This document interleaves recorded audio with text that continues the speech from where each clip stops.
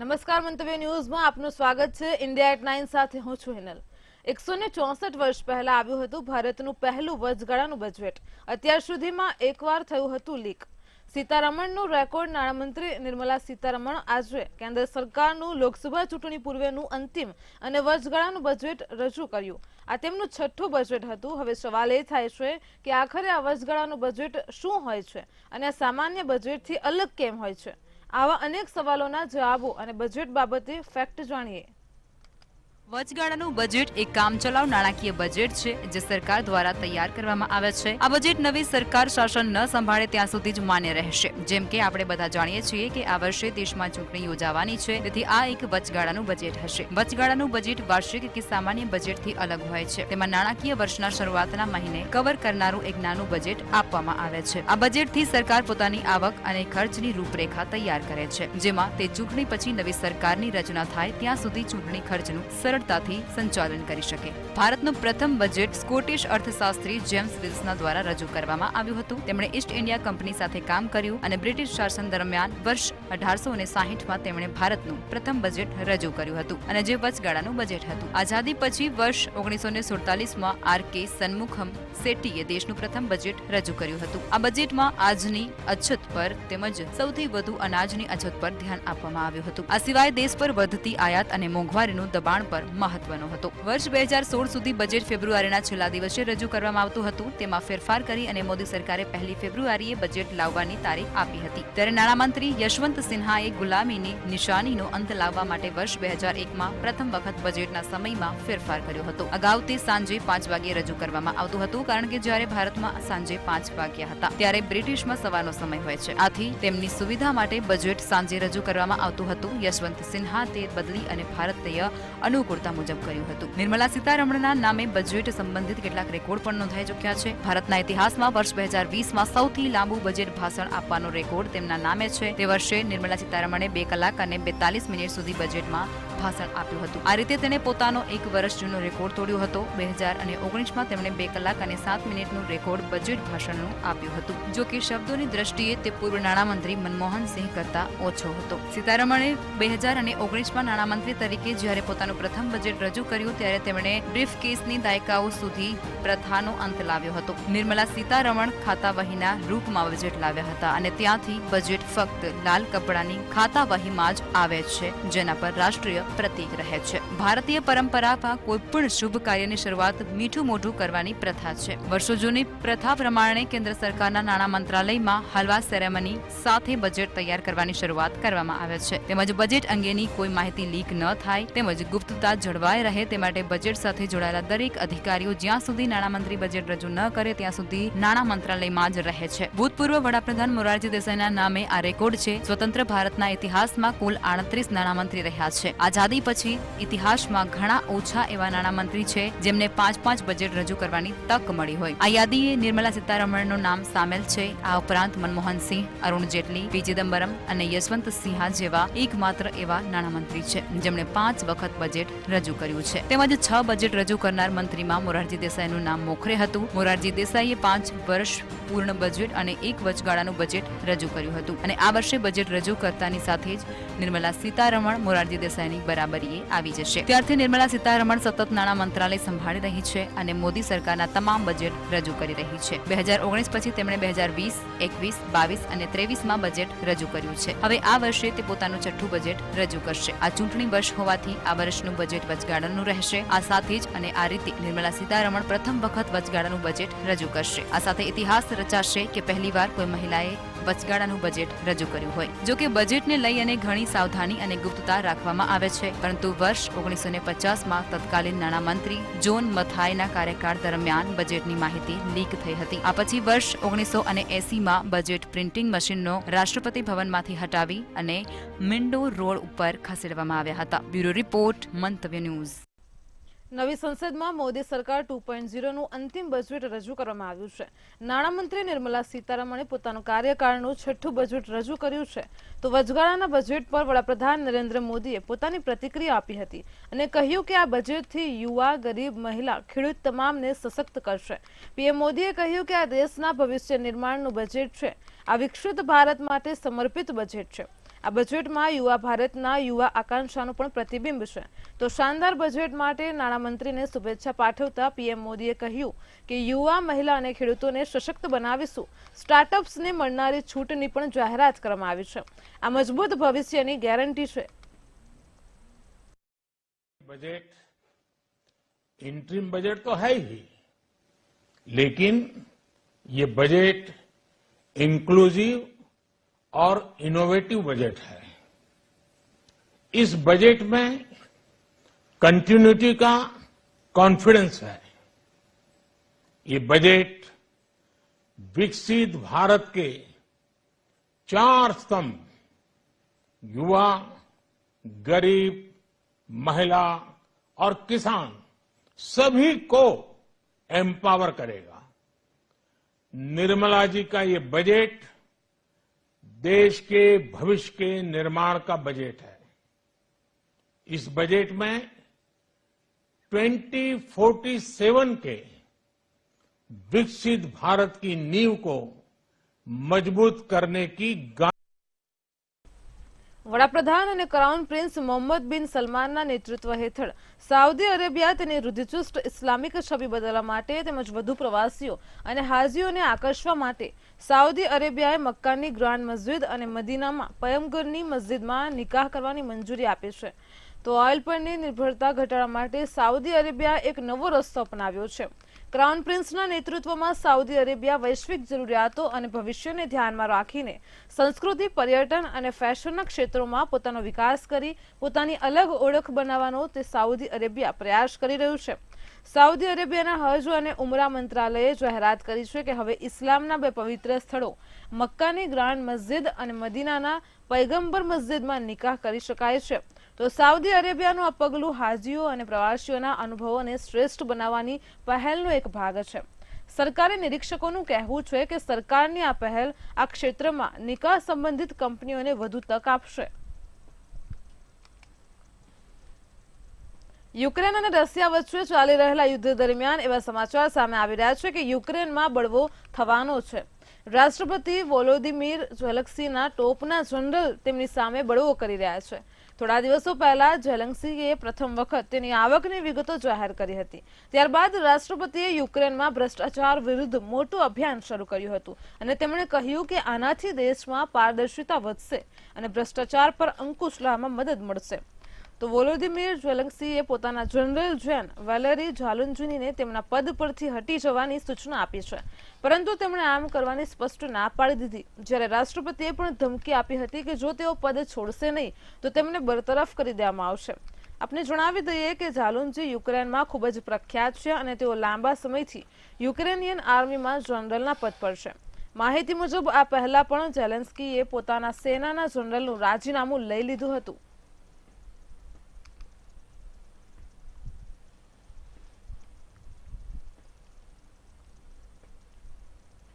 ચીનમાં રિયલ એસ્ટેટને ભારે નુકસાન થઈ રહ્યું છે. તો દેશના અનેક પ્રાંતોમાં પ્રોપર્ટીના ભાવમાં ઘટાડો જોવા મળ્યો છે. આવી સ્થિતિમાં પ્રોપર્ટી ડીલરો લોકોને તેમના ઘરની સાથે અનેક પ્રકારની ઓફરો આપી રહ્યા છે. કેટલાક પ્રોપર્ટી ડીલરની ઓફર ખૂબ જ વિચિત્ર છે. કેટલાક સોનાની ઈંટનું વચન આપી રહ્યા છે તો કેટલાક બદલામાં પત્નીનું વચન પણ આપી રહ્યા છે. ઘર ખરીદો અને મફત પત્ની મેળવો. છેવટે કોઈપણ રિયલ એસ્ટેટ કંપની આવી અનોખી જાહેરાત શા માટે આપશે? થયું એવું છે કે ચીનની રિયલ એસ્ટેટમાં રાતોરાત તોફાન આવી ગયું. વાત કરવામાં આવે તો એવરગ્રાન્ડની નોટબંધી પછી ચીનમાં મંદીનું ભયંકર તોફાન જોવા મળી રહ્યું છે. ઘણા વ્યવસાયો ઠપ થઈ ગયા હતા અને દેશની અર્થવ્યવસ્થા પર ઊંડી અસર થઈ હતી. અનેક અબજ ડોલરની કંપનીઓ પણ આ સંકટનો ભોગ બની છે. તો ચીનની અર્થવ્યવસ્થા પર પણ તેની ખરાબ અસર પડી છે. ઘણા મોટા ઉદ્યોગકારોનું કાં તો તે જેલમાં ધકેલાઈ ગયા છે અથવા ધરપકડ કરવામાં આવ્યા છે અથવા રાતોરાત અંડરગ્રાઉન્ડ થઈ ગયા છે.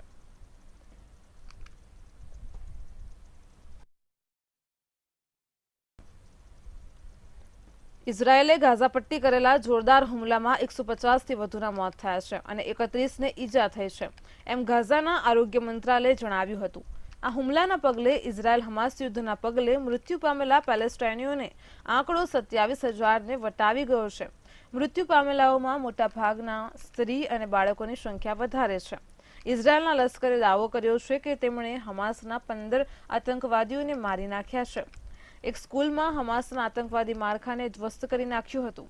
ઇઝરાયેલના વડાપ્રધાન બેન્ઝામિન નેતન્યાહુએ યુદ્ધ વિરામ માટે હમાસની ઇઝરાયેલની જેલોમાં બંધ હજારો પેલેસ્ટાઇનીઓને છોડાવવાની અને ગાઝા પરથી તાકીદે ખાલી કરી જવાની માંગને ફગાવી દીધી હતી. તો ઇઝરાયેલ પર 7મી ઓક્ટોબર 2023ના રોજ થયેલા હુમલામાં હમાસે 1200થી વધુને ઠાર કર્યા હતા અને 250થી વધુને બંધક બનાવ્યા હતા. તો ઇઝરાયેલે આ ઉપરાંત ગાઝા પટ્ટીમાં બનાવેલી 800 ઉપરાંતની ટનલોમાં સમુદ્રનું પાણી ભરી રહ્યું છે. આ માટે તેને 1.5 કિલોમીટર લાંબી પાઇપલાઇન પાથરી દીધી છે. તેની મોટર હજારો લીટર સમુદ્રનું પાણી ખેંચવા સક્ષમ છે. ટનલોમાં સમુદ્રનું પાણી ભરાવાના લીધે ખારા પાણીના લીધે વહેલા કે મોડા આ જે ટનલ છે ધસી પડે તેવી પૂરેપૂરી સંભાવના છે.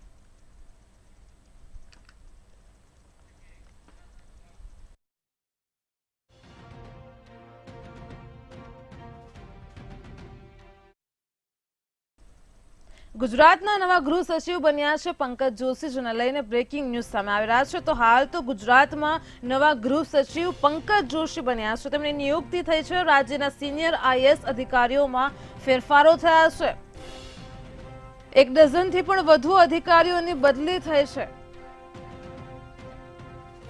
સીએમઓમાં રહેલા એસીએસ પંકજ જોશીને ગૃહ વિભાગનો હવે હવાલો સોંપવામાં આવ્યો છે. કમલ દયાણીને જીએફસી વિભાગના એમડીનો વધારાનો હવાલો મળ્યો છે. તો ગુજરાતના નવા ગૃહ સચિવ તરીકે પંકજ જોશી હાલ તો બન્યા છે. તેમને જવાબદારીઓ સોંપવામાં આવી છે. રાજ્યના સિનિયર આઈએએસ અધિકારીઓમાં ફેરફારો થયા છે. તો 1 ડઝનથી પણ વધુ અધિકારીઓની બદલીને લઈને બ્રેકિંગ ન્યૂઝ સામે આવી રહ્યા છે. જેમાં વાત કરવામાં આવે તો સીએમઓમાં રહેલા એસીએસ પંકજ જોશીને અત્યારે ગૃહ વિભાગનો હવાલો સોંપાયો છે. કમલ દયાણીને જીએફસી વિભાગના એમડીનો વધારાનો હવાલો સોંપવામાં આવ્યો છે. તો કે નિરાલાને નાણાં સચિવનો પણ વધારાનો હવાલો સોંપાયો હોવાની વિગતો સામે આવી રહી છે. હાલ તો અત્યારે રાજ્યના સિનિયર આઈએએસ અધિકારીઓમાં ફેરફારો થઈ રહ્યા છે. તો જેને પગલે 1 ડઝનથી પણ વધુ અધિકારીઓની બદલીને લઈને સમાચાર સામે આવી રહ્યા છે.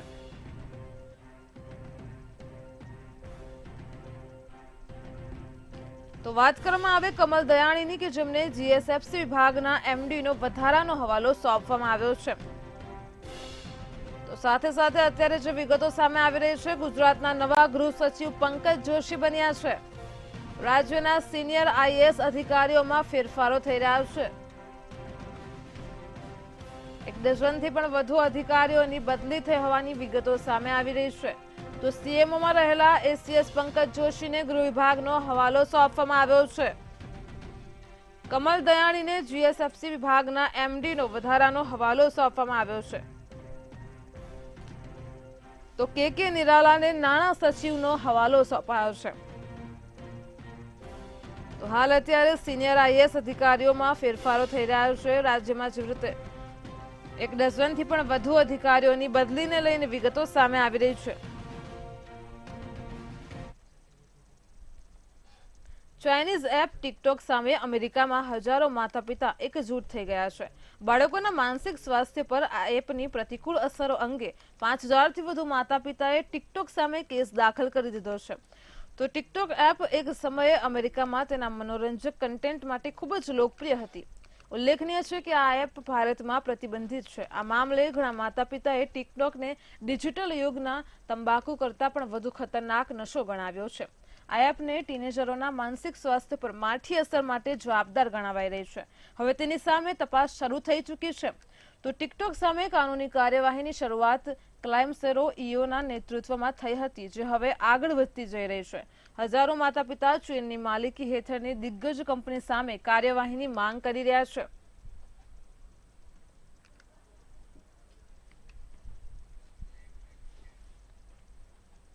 દુનિયામાં મુસ્લિમો માટે સૌથી પવિત્ર શહેર મનાતા સાઉદી અરબના મક્કામાં બીજી સાઉદી ઓપન યોગાસન ચેમ્પિયનશિપનું આયોજન કરાયું હતું, જેમાં મોટી સંખ્યામાં સ્પર્ધકોએ ભાગ લીધો હતો. સારું પ્રદર્શન કરનારાઓને એવોર્ડ પણ આપવામાં આવ્યા હતા. અહીં ચેમ્પિયનશિપ જોવા માટે પણ મોટી સંખ્યામાં લોકો ઉમટ્યા હશે. તો યોગાસન જોઈને લોકો પ્રભાવિત પણ થયા હતા. અહીં દુનિયામાં કેટલાક મુસ્લિમ દેશોમાં યોગનો વિરોધ કરવામાં આવે છે, પણ સાઉદી અરબમાં યોગાસનની સ્પર્ધા સતત બીજા વર્ષે પણ સફળતાપૂર્વક યોજાઈ હતી. તો કુલ મળીને 10 બોયઝ અને 54 ગર્લ્સે તેમાં ભાગ લીધો હતો. ભારતના કોન્સ્યુલેટ જનરલ મોહમ્મદ સાઈદ આલમે કહ્યું હતું કે અમને ખુશી છે કે સાઉદી અરબે યોગને એક રમત પ્રવૃત્તિ તરીકે માન્યતા આપી છે. ભવિષ્યમાં ઓલિમ્પિકમાં પણ યોગ સામેલ થાય તેવી શક્યતા બની શકે છે. તો સાઉદી અરબે એક સારી પહેલ કરી છે.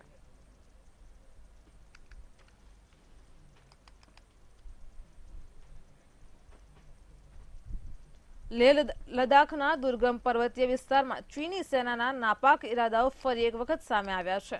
ચીનની પીપલ્સ લિબરેશન આર્મીના સૈનિકોએ ભારતીય ગોવાળિયાઓને રોકવાનો પ્રયાસ કર્યો હતો. ચીની સૈનિકોએ તેમને રોક્યા. ત્યારબાદ ગોવાળિયાઓએ કહ્યું કે અમે ભારતીય જમીન પર ઉભા છીએ. તેના પર ભારતીય ગોવાળિયાઓએ હિંમત બતાવી ચીની સેનાના સૈનિકો સાથે અથડામણ કરી હતી. તો ભારતીય ગોવાળિયાઓએ ચીની સેનાના બખ્તરબદ્ધ વાહનો પર પથ્થરમારો કર્યો હતો અને ચીની સેનાના સૈનિકો અને ભારતીય ગોવાળિયાઓ વચ્ચેની અથડામણનો એક વિડીયો સામે આવ્યો છે. પૂર્વી લદ્દાખમાં વાસ્તવિક નિયંત્રણ રેખા પર ભારતીય ગોવાળિયાઓને ચીની સૈનિકોએ પશુઓને ગૌચરમાં લઈ જતા અટકાવ્યા હતા. આ પછી ચીની સૈનિકો અને ભારતીય ગોવાળિયાઓ વચ્ચે ઉગ્ર બોલાચાલી શરૂ થઈ ગઈ હતી.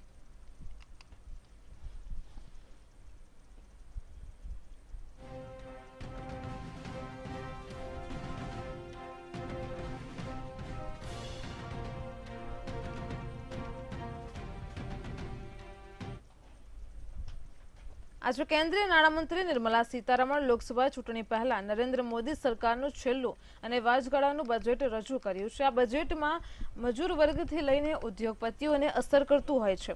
ત્યારે ખાસ તો કિસાન સન્માન નિધિ અને બીજી ઘણી મહત્વની યોજનાઓને લઈને મોટી જાહેરાતો રજૂ કરાઈ છે. આ સિવાય ગુજરાતમાં કરોડો લોકો નપતા ડાયમંડ ઉદ્યોગને પણ બજેટને લઈને અનેક આશાઓ રહેલી છે. ખાસ કરીને ગુજરાતમાં ડાયમંડ લેબર વર્કમાં ભાવનગર જિલ્લો મોખરે છે. તો ડાયમંડ ઉદ્યોગ સાથે ભાવનગરમાં અનેક લોકો જોડાયેલા છે, જેમાં પણ લોકોએ બજેટ વિશે પોતાના વિચારો રજૂ કર્યા છે.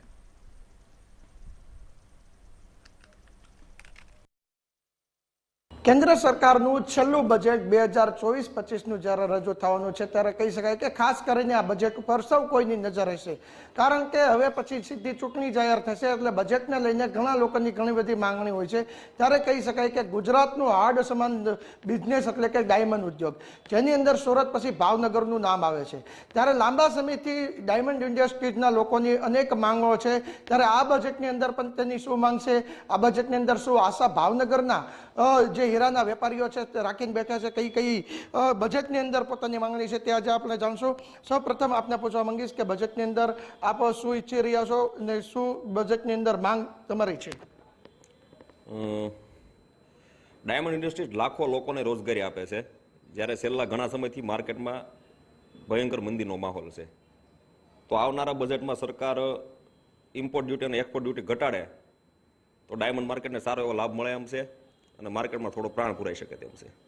તો ડ્યુટીની વાત થઈ છે, કારણ કે ક્યાંક ને ક્યાંક અસર જે માર્કેટને કરતી હોય છે. આપ શું ઈચ્છો છો ભાવનગરની અંદર કેવા પ્રકારનું ડેવલપમેન્ટ ડાયમંડને લઈને કરવું પડે, સરકારે શું ધ્યાન રાખવું?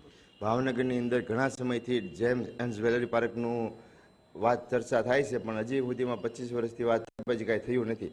તો અમારા સરકારને વિનંતી છે કે આવનારા બજેટમાં જેમ્સ એન્ડ જ્વેલરી પાર્કનો સમાવેશ કરે, જેથી નાના મોટા ઓફિસોવાળા અલગ અલગ છૂટક છૂટક રહે તો બધા એક જગ્યાએ આવે તો બધાને સારું પડે અને સેફટી મળે અને બધાને નાના મોટું કામમાં મદદ થાય અને સારું પડે. તો જ્વેલરી પાર્કની વાત હતી, જે લાંબા સમયથી માંગણી છે પરંતુ હજી સંતોષવા નથી. આપ શું કહેશો? ભાવનગર જિલ્લો છે તેની અંદર મોટાભાગના લાખો સંખ્યામાં રત્ન કલાકારો છે, તેને લઈને શું સરકારે ધ્યાનમાં રાખવું જોઈએ, શું માંગણી છે? સરકારને ધ્યાનમાં એ લેવાનું છે, આપણે જે રત્નદીપ યોજના જે લાગુ કરવામાં આવી છે પણ એનો અમલ નથી થયો. જો અમલ કરવામાં આવે તો ખરા અત્યારે જે માહોલ મંદીનો માહોલ છે તો નાના નાના જે રત્ન કલાકારો ભાઈઓ છે એ મંદીનો લાભ લઈ શકે અને એને રોજગારી પૂરી મળી શકે. અને રત્ન કલાકાર યોજનામાં એવું છે કે મોટા માણસો તો લાભ લેવા નથી. જે રત્ન કલાકાર યોજના લાગુ જો અમલમાં મૂકી છે એનો જો શરૂ થઈ જાય તો નાના નાના રોજગાર રત્ન કલાકારો છે એને એનો લાભ મળે. તો લાખોની સંખ્યામાં ભાવનગરમાં રત્ન કલાકારો છે, તેને રત્નદીપ યોજનાનો પણ લાભની વાત આવી છે. શું કહેશો આપ? ભાવનગરની ડાયમંડ ઇન્ડસ્ટ્રી એક કનેક્ટિવિટી ઇન્ડસ્ટ્રી છે, હેરાફેરી જે માલની થતી હોય છે તેને લઈને આપની કોઈ માંગણી છે? સરકાર પાસે એક માંગણી છે કે આ ડાયમંડનો ધંધો કનેક્ટિવિટી વાળો છે સુરત મુંબઈ સાથે, તો સરકારને નવા બજેટમાં ટ્રેનની રજૂઆત કરવા કે 10 વાર આ ડાયમંડ એસોસિએશન તરફથી લિખિત આપેલું પણ કોઈ હજી એનું નિરાકરણ લાવ્યા નથી. તો વિનંતી કે એક ટ્રેન શરૂ કરે તો કનેક્ટિવિટી જળવાઈ રહે. તો આ તમામ પ્રકારના પ્રશ્ન છે. હાલ આપણી સાથે પ્રમુખ ડાયમંડ એસોસિએશનના જોડાઈ ચૂક્યા છે. ઘનશ્યામભાઈ, શું કહેશો? ડાયમંડ ઉદ્યોગને લઈને સિક્યુરિટી હોય, કનેક્ટિવિટી હોય કે રત્ન કલાકારના પ્રશ્ન હોય, કેવા પ્રશ્ન છે જેનું નિરાકરણ કરવા માટે આપની માંગણીઓ સરકાર પાસે આ બજેટમાં રહેશે? કનેક્ટિવિટીની વાત કરીએ તો પહેલાં કે જ્યારે 1995માં હીરાના વેપારીઓ મુંબઈથી જ્યારે માલ લેવા વેચવા માટે જતા અને આવતા, તો 95માંથી ફ્લાઇટ રેગ્યુલર શરૂ હતી. જ્યાં 2023 એટલે 28 વર્ષ થયા. તો તમને ખબર, સ્વાભાવિક માણસોની સંખ્યા વધી હોય, અવરજવર વધી હોય, છતાં પણ ત્યારે ફ્લાઇટ રેગ્યુલર હતી. આજે તમે જો મહિનામાં 2 દિવસ બંધ હોય, 5 દિવસ બંધ હોય, એટલે અગવડતા પડે. એટલે બહારના વેપારીઓને આવવા જવામાં તકલીફ પડે, એટલે અહીંયા આવવા ન હોય, એટલે અહીંથી ત્યાં બહાર તમારે સુરત અથવા મુંબઈ જવું પડે. ટ્રેનની કનેક્ટિવિટી ભાવનગરમાંથી 100-200 લોકલ અહીંથી રોજ સિટીમાંથી ઉપડે છે. જો ટ્રેન શરૂ થાય તો એ લોકોને સરળતા રહે અને જે માઇગ્રેશન છે અટકે. તમને ખબર હોય તો આજે મુંબઈ, તમે સમાચારમાં જોયું છે કે સુરત ડાયમંડ બુર્સ બન્યું. તમે એક મોટી ઓફિસ મુંબઈથી ટ્રાન્સફર થઈને આવીને મહિના દિવસમાં પાછી મુંબઈ ગઈ. મેઇન કારણ શું? કનેક્ટિવિટી. અને જે એક્સપોર્ટ ઓફિસ ન હોય કે કસ્ટમ ઓફિસ ન હોવાને કારણે વેપાર ઉપર અસર થાય, કે જે વેપારીઓ છે અહીંયા પોતાનો માલ ખપત ન કરી ગયા, એની મેઇન પ્રોબ્લેમ એવો છે. એના હિસાબે એટલા ખર્ચા કર્યા પણ પછી એને મુંબઈ જવું પડ્યું. સેમ પોઝિશન ભાવનગરની છે. ભાવનગરમાં કનેક્ટિવિટી ન મળે, જોતા પ્રશ્નો વાંચા ન મળે, એટલે વેપારીઓને સુરત પોતાની ઓફિસ શિફ્ટ કરવી પડતી હોય છે. જો ભાવનગરનું ડેવલપ ઈચ્છતા હોય અથવા ભાવનગરના નેતાઓનું ડેવલપ ઈચ્છતા હોય તો કનેક્ટિવિટીને ધ્યાન આપવું પડે. ડાયમંડ પાર્કની વાત કરી કે જે મોદી સાહેબ જ્યારે ગુજરાતના મુખ્યમંત્રી હતા ત્યાં કીધું હું ડાયમંડ પાર્ક, જેમસન વેલી પાર્ક બનાવીશ. તો ડાયમંડ પાર્ક બનાવવામાં તો એક પ્રિમાઇસીસમાં જાજી ઓફિસો હોય, આંગળીયા ઓફિસ હોય, તો લૂંટના પ્રશ્ન તમને ખબર છે અવારનવાર બનતા હોય છે. તો સિક્યુરિટી પ્રોબ્લેમ સોલ્વ થાય, એક માહોલ બને, તો માણસોને પણ અહીંયા જે સુરત ઓફિસ હોય અહીંયા ઓફિસ થાય. અને ભાવનગરની એક ખાસિયત છે કે પટલા ડાયમંડ છે એ ઓછી લેબરમાં અહીંયા બને છે, જે સુરત મુંબઈ કે બીજે શક્ય નથી. એ આપણે એક પોઝિટિવિટી છે. એના હિસાબે અહીંયા ઓફિસો સુરતવાળા વેપારીને પણ કરવી પડે નાના પટલા ડાયમંડ બનાવવા માટે. તો એક માહોલ બને તો અહીંયા ડેવલપમેન્ટ થાય. વાત એક સૌથી મોટો પ્રશ્ન આજથી 4-5 વર્ષથી સર્ચાતો પ્રશ્ન છે કે ડાયમંડ હીરાને બેન્કોએ બ્લેક ઝોનમાં નાખ્યો છે, અથવા રેડ ઝોન કહેતા હોય એને, કે તમે હીરાની કોઈ મશીનરી લો તો તમને બેંક લોન ન આપે. તમે ડાયમંડ મશીનરી રાખી તો લોન ન આપે. કારણ કે જે ભૂતકાળમાં મેં પૂછ્યું કે રિઝર્વ બેંકના મેનેજર સાથે ઇસ્કોન ક્લબમાં મિટિંગ હતી કે નહીં આપવાનું કારણ શું કે હીરામાંથી એટલું બધું એનપીએ થયું. તો એનપીએમાં એક લલિત મોદી અને ટૂંકમાં બીજા ડાયમંડવાળા હોય નીરવ મોદી, એના હિસાબે બધાનું એનપીએ ટૂંકમાં બધાને એનપીએમાં લઈ વાત વ્યાજબી નથી. નાના માણસોને, ઓછા માણસોને લોન આપી. તો મેં કીધું ભાવનગરમાંથી મેં દાખલો પણ આપ્યો, ભાવનગરમાંથી કેટલા માણસો તમે ડાયમંડવાળા લોન નથી ભરી, તો એક પણ સિંગલ વ્યક્તિ ન નીકળ્યો કે જે લોન લઈને ભરી ન હોય. એટલે મોટા અને ઉદ્યોગની અસર નાના ઉપર, અને લોન ન મળવાથી જે ડીઆઈસીની યોજનાઓ હોય છે એ યોજનાનો લાભ ન મળે, સબસિડી ન મળે. એટલે માણસો જ્યારે હીરામાં જ્યારે મંદીનો માલ હોય ત્યારે વસ્તુ કામમાં આવતી હોય છે. મંદી હોય તો કોઈ નાનો કારખાનેદાર હોય એ નવી મશીનરી લઈને લોન લઈને સબસિડી સરકાર આપીનો લાભ મળે, એટલે એને ઓછા ઓલામાં અને લોન ઉપર કામ થઈ શકે. કેશ ન હોય તો કેશની અસર મંદીમાં હોય છે. આવી બધી નાના નાના ઘણા પ્રશ્નો હોય છે. જો રાજકીય ઈચ્છા શક્તિ અને સરકારની ઈચ્છા શક્તિ હોય તો આ બધા પ્રશ્નોનું સોલ્યુશન આવી શકે છે. તો જે રીતના જાણ્યું, રાજકીય ઈચ્છા શક્તિ મૂળ છે. કારણ કે ભાવનગરનું જે ડાયમંડ ઉદ્યોગ છે તે ભાવનગરની જે વિકાસની ગાથા કહેવાય તેની એક કરોડરજ્જુ છે. કારણ કે લાખો લોકો ડાયમંડ ઉદ્યોગ સાથે જોડાયા છે અને કરોડોનો બિઝનેસ છે તે ભાવનગરથી જ શરૂ થયો હતો. ભાવનગરથી આ બિઝનેસ સુરત ગયો અને સુરત અને મુંબઈની વચ્ચે આ બિઝનેસ સ્થાયી થયેલો છે. પરંતુ જે રીતના સિક્યુરિટી, કનેક્ટિવિટી, રત્ન કલાકારોનું પણ વિચારીને ડાયમંડના જે વેપારીઓ છે તેના પોતાની રજૂઆત મૂકી છે, ત્યારે હવે જોવાનું રહ્યું કે સરકાર પાસે જે 10 વર્ષ પહેલાથી જે માંગણીઓ છે, સરકાર આ વખતે આ માંગણીઓને સંતોષ કરીને કહી કે સરકાર દ્વારા જે અગાઉ જે એલાન કરવામાં આવ્યા હતા ભાવનગર ડાયમંડ ઉદ્યોગને લઈને, તે આ વખતે પરિપૂર્ણ થશે કે નહીં, અને ભાવનગરનો ડાયમંડ ઉદ્યોગ જે અત્યારે મરવા પડ્યો છે, જે ઓક્સિજન ઉપર ચાલે છે, તે હવે જીવિત ફરીથી થઈને ચાલશે કે નહીં. હિરેન ચૌહાણ, મંતવ્ય ન્યૂઝ, ભાવનગર. લોકસભા ચૂંટણી પહેલા કોંગ્રેસને વધુ એક ઝટકો લાગ્યો છે, જેમાં જૂનાગઢ જિલ્લા કોંગ્રેસમાં વધુ એક ભંગાણ થયું છે. જિલ્લા કોંગ્રેસ બક્ષીપંચ મોરચાના ઉપપ્રમુખ હરેશ નિમાવતે રાજીનામું આપ્યું છે. હરેશ નિમાવત એ ભેંસાણ તાલુકાના પણ પ્રમુખ છે. જ્યારે હરેશ નિમાવતે રાજીનામું આપતા જિલ્લા કોંગ્રેસમાં ખળભળાટ મચી જવા પામ્યો છે.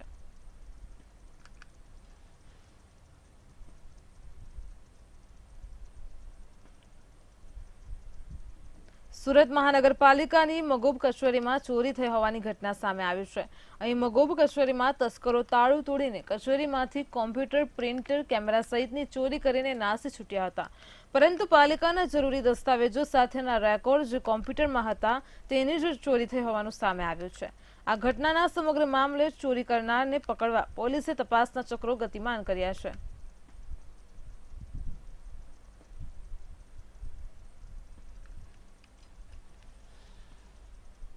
India@9 માં હાલ આટલું જ. દેશ વિદેશના સમાચારો માટે જોતા રહો મંતવ્ય ન્યૂઝ. નમસ્કાર.